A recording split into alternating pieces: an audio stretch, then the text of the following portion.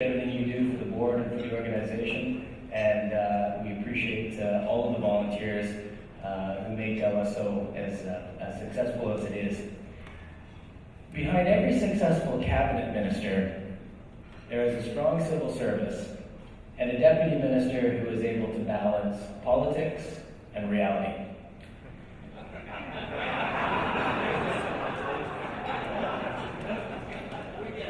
George Ross is one of those deputy ministers. George joined the Ministry of Research and Innovation in 2006. I can't believe it was that long ago.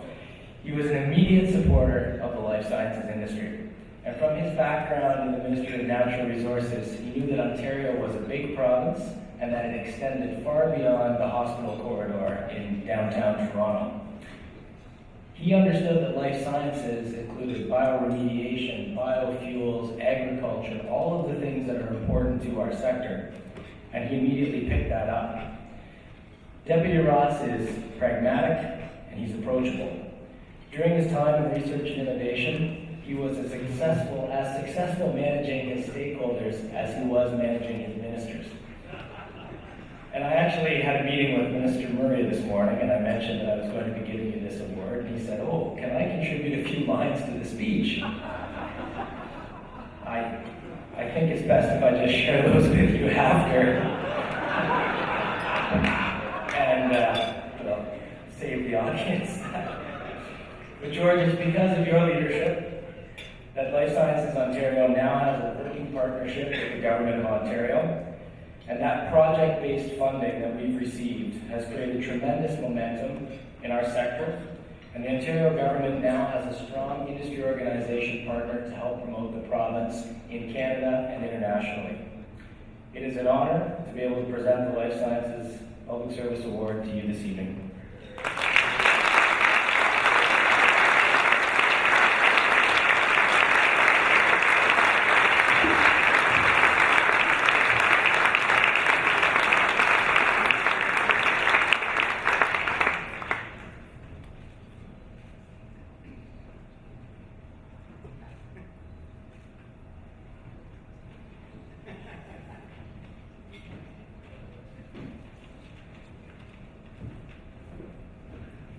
Well, thank you very much, Jason. Not a bad job for an aerospace guy, I must say.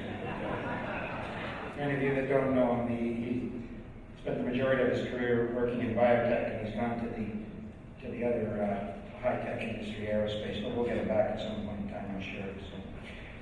So, Minister Duguid, Your Worship, McCallion, past ministers, and distinguished colleagues and friends, thank you very much for this great honor tonight. I don't know what to say about this. It really, truly is humbling to be called up on the stage with such a distinguished group of award winners tonight. And I do want to recognize those award winners, John and Greg, Peter, and Global Challenges Canada. Was really leaving a remarkable global footprint in public health.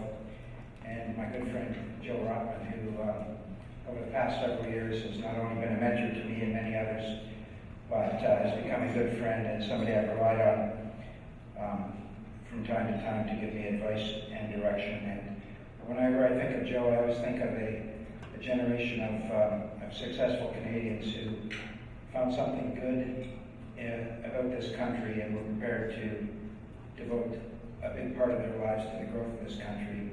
And Joe, from all of us here, thank you very much for that.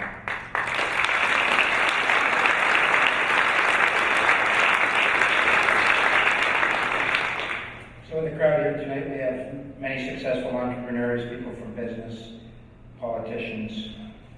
I'm a public servant, and I always approach my job as a duty I'm proud of and most importantly enjoy doing. I really do enjoy my job. In fact, I can't imagine doing anything other than serving the people of Ontario. The greatest award imaginable for me is when success comes to my ministry, the ministry that I work with, to my colleagues and correspondingly to the province and the people of Ontario. And it's really quite an honor and shock to be recognized individually tonight. We don't, public service don't normally get recognized individually. We try to stay behind the curtain a little bit, so it's been uncomfortable for me being recognized tonight, but thank you very much. I feel a little bit of a fraud up here tonight because, as all of you know, I've had the luxury of working with a wonderfully dedicated team inside and outside of the government. And I would say all of us here, all of us in this room, share a vision and a drive. And I had a ringside seat on some really cool developments in this province. In fact, I think it's fair to say that I've been in awe of all of you. My time with the Ministry of Research and Innovation, now EDI, was very dear to my heart, as many of you know. And I'm very proud of the incredible success we've had. And it's been quite a journey, and I was reflecting back on what we've accomplished over the past several years. We really have built a world-renowned innovation system that we pieced together from the ground up, and it really is the envy of many jurisdictions around the world. From the Ontario Network of Excellence, our flagship commercialization entrepreneurial support program, our market-based venture capital funds, the biopharmaceutical investment program that brought a lot of investment to this province in a very difficult economic climate, the OICR, the Institute for Cancer Research, from countless bioconferences in the U.S. and internationally, most recently the Brain Institute, Life Sciences Commercialization Strategy, and Excite, that's brought to us by HDX. All of these accomplishments that we've done together have set the stage for Ontario becoming truly a world leader in the bioeconomy. In fact, we've set a very strong foundation for the future. But none of this would have been accomplished, as I've said, without the vision and hard work of countless faces that I see here tonight, and all the hard work of staff of the ministry. In my opinion, it was our unfailing dedication to each other that was perhaps the most appreciated and admirable quality on display. We truly became a very close-knit family, and I see it still evident here tonight. And to your new Deputy Minister, Wendy Tilford, welcome to your family. It's a wonderful place to be. I'd especially like to single out a few people from the ministry at the risk of excluding others. But there were a very dedicated team that started work on the new life sciences strategy for the province. Some of them are here, some of them aren't. I'll mention their names: Lincoln Kim, Ryan Block, who many of you know, who was my winger as we were doing the BID program, John Marshall, who has led many of our bio delegations and also runs our venture capital funds, Peter Molnar, Sheldon Enns, Marie LaRose and her team. It's been a real pleasure working with all of you. Thank you very much for your camaraderie and your support. I've also been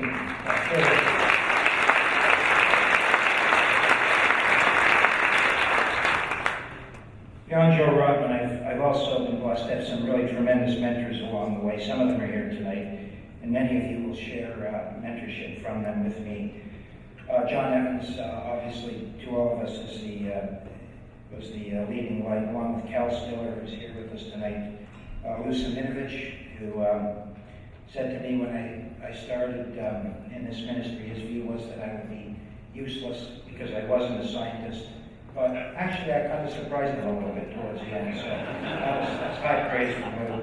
Rafi Hofsky, Bill's attorney, thank you for all your patience and support over the years. I know she's here tonight. Mark Brzezinski, Mark Lavonin, and many, many others. Thanks very much for your patience, good humor. It's been wonderful working with you. None of this would be possible without the strong support from the current government. I would say enlightened support as well.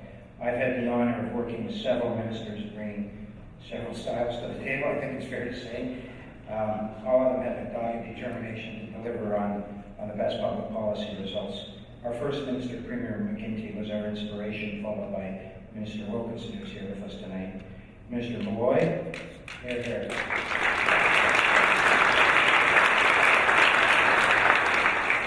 Minister Glenn Murray, most recently Minister Dubin. Thank you very much for your kind words. They weren't necessary, but I'd like a copy of those speaking remarks so I can get them over to the Secretary of Cabinet Performance Review time. I really do want to thank you all for supplying the vision and the resources to help us punch to get Ontario on top. And I know Ontario's legacy achievement will only grow stronger as you leverage the combined strengths of the economic development, research, innovation agenda. I think it's the right time for move those two agendas together and to drive forward in jobs and productivity. I also want to thank LSO. I've been with watching LSO mature over the past several years. It's really fantastic to see the way this organization has become the single strong voice for Ontario. And you're doing a great job spreading our message around the world and building collaborations across the province. So Jason, the whole LSO team, congratulations to you. Thanks very much.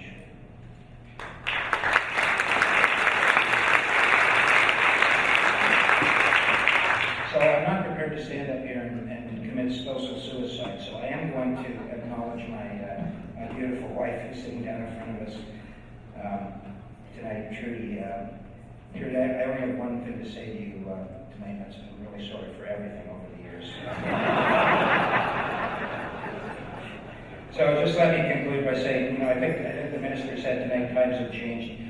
We are fighting through tough economic challenges, and all of us are having to make do with less.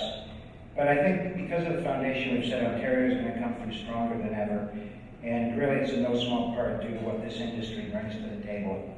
Our province is well positioned. Our collective job now is to build from the foundation of research excellence and innovation strength that we have to drive prosperity and to underpin the transformative change Canada's healthcare system will be looking for. Collaboration and a renewed and vigorous partnership between industry and government and the research community will be vital. So once again, thank you all for your dedication and support.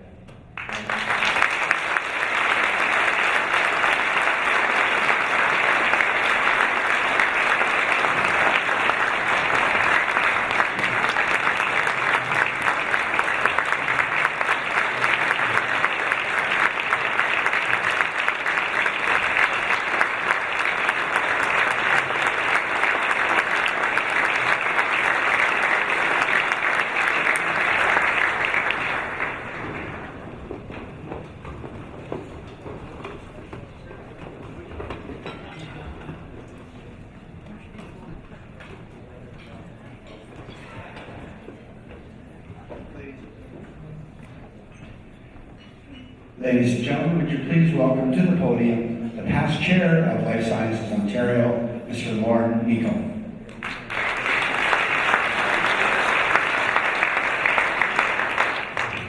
Well, how do you follow that, George? I mean, after all, so to serve, it's such a pleasure working with you. It is indeed my pleasure to introduce the Community Services Award recipient for 2012, Dr. Peter Singer. I have known Dr. Singer since the mid-1990s and have been always impressed with his dedication to helping people in the developing world improve their well-being with respect to health and improved lifestyle. He has dedicated his last decade to bringing life sciences innovation to tackle the health challenges of the world's poorest people. He is well known around the world for his creative solutions and some of the most pressing global health problems. This has been and continues to